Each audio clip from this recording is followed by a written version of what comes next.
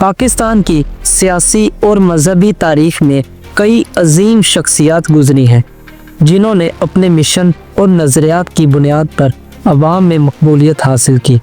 ان میں سے نمایاں نام خادم حسین رضوی صاحب کا ہے۔ خادم حسین رضوی نے اپنی تحریک کا آغاز کیا جس کا مقصد یہی تھا کہ اسلام اور نبی کریم صلی اللہ علیہ وسلم کی شان میں گستاخی کسی صورت برداشت نہیں کی جائے گی۔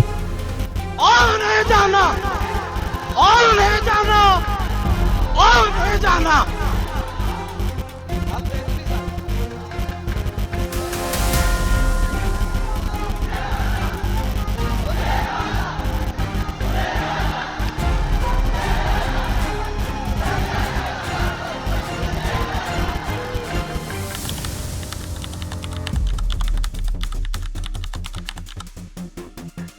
خادم حسین رضوی پاکستان کے ان چند شخصیات میں سے تھے جنہوں نے اپنی زندگی اسلام، تحفظ ناموس رسالت صلی اللہ علیہ وسلم اور اسلامی قوانین کے دفاع کے لیے وقف کر دی۔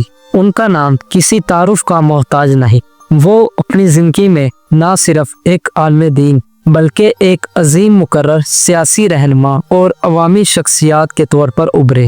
ان کا انداز بیان انتہائی پرجوش، مدلل اور بے باک تھا۔ ان کی تقاریر قرآن و حدیث کے حوالوں، علامہ اقبال کی شاعری اور اسلامی تاریخ کے واقعات سے بھرپور ہوتی تھی۔ ان کے الفاظ عوام کے دلوں میں اتر جاتے اور عوام کے جذبات کو بھڑکا دیتے۔ ان کا مشن تھا کہ ناموس رسالت صلی اللہ علیہ وسلم پر کسی قسم کا سمجھوتا نہ کیا جائے۔ وہ ایک ایسے رہنما تھے جنہوں نے اپنی زندگی کا ہر لمحہ اسلام اور عقیدہ ختم نبوت صلی اللہ علیہ وسلم کے تحفظ کے لیے وقف کر دیا۔ ان کی شخصیت ایک سادہ مگر ایک بااثر عالم دل کی تھی۔ وہ ایک علم دوست اور غیرت مند شخصیت تھے جنہوں نے ہمیشہ دین اسلام کے بنیادی اصولوں کی تحفظ کو اولین ترجیح دی۔ ان کا نظریہ واضح تھا کہ دنیا کی کوئی بھی طاقت نبی کریم صلی اللہ علیہ وسلم کی عزت و ناموس پر کسی قسم کا بھی سودا نہیں کر سکتی۔ خادم حسین رضوی 22 جون 1966 کو پنجاب کے ضلع اٹک کے علاقے پنڈی گھیب میں پیدا ہوئے۔ ان کا تعلق ایک سادہ اور مذہبی گھرانے سے تھا۔ ان کے والدین نے انہیں ابتدائی عمر سے ہی دینی تعلیم کی طرف راغب کیا۔ بچپن سے ہی ان کے چہرے پر دین کی محبت اور غیرت کے آثار نمایاں تھے۔ انہوں نے چھوٹی عمر میں حافظ قرآن کی سند حاصل کی اور بعد ازاں درس نظامی کے لیے لاہور کا رخ کیا۔ جامعہ نظامیہ رضویہ لاہور سے اپنی تعلیم مکمل کی اور وہیں سے اہل سنت والجماعت کے عقائد پر مضبوطی سے قائم رہے۔ جامعہ نظامیہ لاہور سے درس نظامی مکمل کرنے کے بعد انہوں نے تفسیر، حدیث، فقہ اور عربی ادب میں مہارت حاصل کی۔ 2006 میں وہ راولپنڈی سے لاہور جا رہے تھے جب ان کی گاڑی کو حادثہ پیش آیا اور اس ٹریفک حادثے میں ان کی ٹانگیں متاثر ہوئیں اور ساتھ ساتھ ان کی ریڑھ کی ہڈی کو بھی نقصان پہنچا۔ اس حادثے کے بعد وہ ہمیشہ کے لیے معذور ہو گئے اور پھر وہ وہیل چیئر پر رہے۔ اس مشکل وقت کے باوجود انہوں نے کبھی بھی ہمت نہیں ہاری۔ پاکستان کی سیاسی اور مذہبی تاریخ میں کئی عظیم شخصیات گزری ہیں جنہوں نے اپنے مشن اور نظریات کی بنیاد پر عوام میں مقبولیت حاصل کی۔ ان میں سے نمایاں نام خادم حسین رضوی صاحب کا ہے۔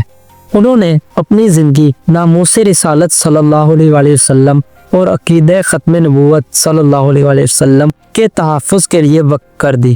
ان کی شخصیت، خطابت اور سیاسی سفر پاکستان کی تاریخ میں ایک اہم باب کے طور پر یاد رکھا جائے گا۔ ان کی سیاست میں قدم رکھنے کی وجوہات کیا ہیں؟ کچھ سیاسی پارٹیز کا کہنا ہے کہ ان کو بھارت نے سیاست کے لیے تیار کیا اور امریکہ ان کو فنڈنگ کرتا ہے۔ یہ سب الزام تراشیاں ہیں جو ہر مخالف دوسرے کی مخالفت کے لیے کرتا ہے۔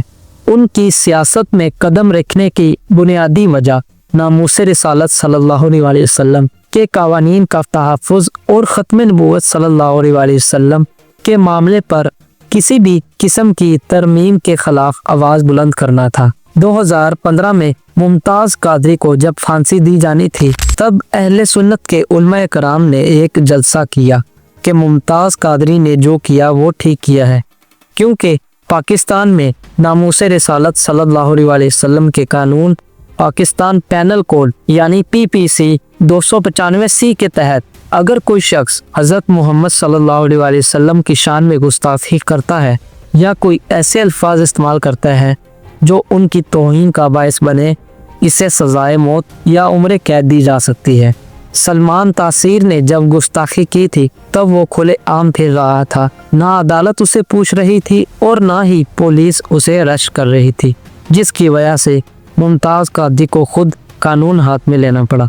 मुमताज़ कादरी को फांसी देने के बाद खादिम हुसैन रिजवी ने अपनी तहरीक का आगाज़ किया, जिसका मकसद यही था कि इस्लाम और नबी करीम सल्लल्लाहु अलैहि वसल्लम की शान में गुस्ताखी किसी सूरत बर्दाश्त नहीं की जाएगी। इस तहरीक का नाम तहरीक लब्बैक या रसूलुल्लाह सल्लल्लाहु अलैहि वसल्लम था, जो पाकिस्तान की सियासत में बहुत ही शान और बहुत बड़े नाम से उभरी।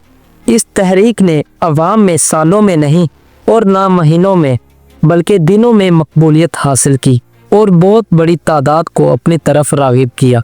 ये तहरीक इब्तिदा में एक मजहबी प्लेटफार्म थी, जिसका मकसद अकीदा ख़त्म नबूवत सल्लल्लाहु अलैहि वसल्लम और नामूस रिसालत सल्लल्लाहु अलैहि वसल्लम के कवानीन का तहफ़्फ़ुज़ था। उन्होंने हमेशा अपनी तकरीर में इस बात पर जोर दिया कि कोई भी ताकत इस्लामी कवानीन में तरमीम नहीं कर सकती। तहरीक लब्बैक ने जल्द ही मुल्क भर में शोहरत हासिल कर ली और हज़ारों अफराद ने इस तहरीक में शमूलियत इख्तियार की। खादिम हुसैन रिजवी ने मुमताज़ कादरी के मामले पर सख्त मौक़िफ़ इख्तियार किया। जब हुकूमत ने मुमताज़ कादरी को फांसी दी तो खादिम हुसैन रिजवी ने इस फैसले के ख़िलाफ़ भरपूर एहतजाज किया और इसे एक इस्लामी मुखालिफ इक़दाम करार दिया। 2017 में खादिम हुसैन रिजवी की क़यादत में तहरीक लब्बैक ने इस्लामाबाद के इलाके फैज़ाबाद में एक तारीखी धरना दिया और यही धरना आने वाले वक्त के लिए तहरीक लब्बैक के लिए एक अहम कामयाबी साबित हुआ, क्योंकि इस धरने में तहरीक लब्बैक ने ना तो मैदान को छोड़ा और ना ही अपने मुतालबात में किसी भी किस्म की लचक पैदा की, क्योंकि इस धरने में इस जमात पर सीधी गोलियां चलाई गई, जिससे उल्टा उस जमात के रुकन भागने की बजाय डटे रहे और कई अरकान शहीद भी हुए, जिससे बचे हुए अरकान में जोशो जज्बा और बढ़ गया। जब इस जमात यानी तहरीक लब्बैक की शहादतों की खबर पूरे पाकिस्तान बल्कि पूरी दुनिया में आग की तरह फैली तो पाकिस्तान भर से कसरत से अवाम ने शमूलियत इख्तियार की, जिससे इस वक्त की हुकूमत को इस जमात के मुतालबात मानने पड़े। खादिम हुसैन रिजवी इस धरने को लीड कर रहे थे और ये धरना कामयाब हुआ। 2018 में तहरीक लब्बैक पाकिस्तान ने पहली बार आम इंतखाबात में हिस्सा लिया। इस जमात ने कई नशिस्तों पर काबिल ज़िक्र वोट हासिल किए, ख़ास तौर पर कराची, लाहौर और दीगर शहरी इलाकों में अवामी पजीराई मिली।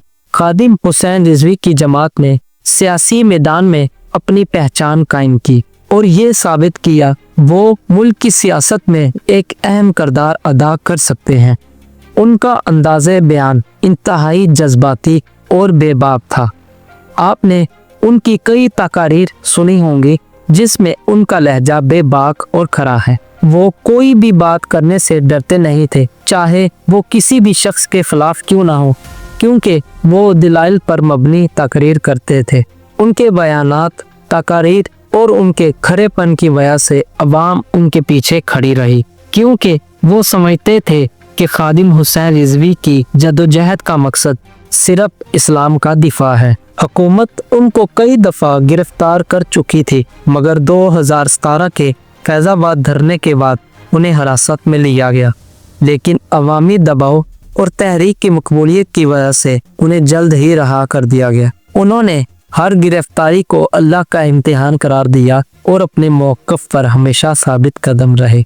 19 नवंबर 2020 को खादिम हुसैन रिजवी अचानक इंतकाल कर गए।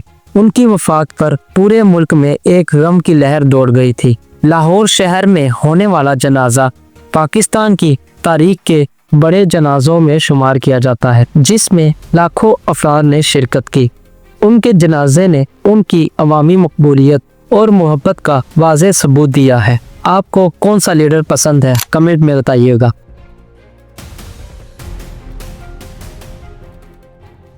فرد میں کہ اقبال تو کی ویکھ کے آیا یورپ کہندا توبہ توبہ فریاد دے افرنگو دل آویزی افرنگ فریاد دے شیری نہیں ہو پرویزی افرنگ عالم ہما ویرانا از چنگیزی افرنگ او میں مارے حرم باز بتا میرے جہاں خیز از خواب گراں او خواب گراں از خواب گراں خیز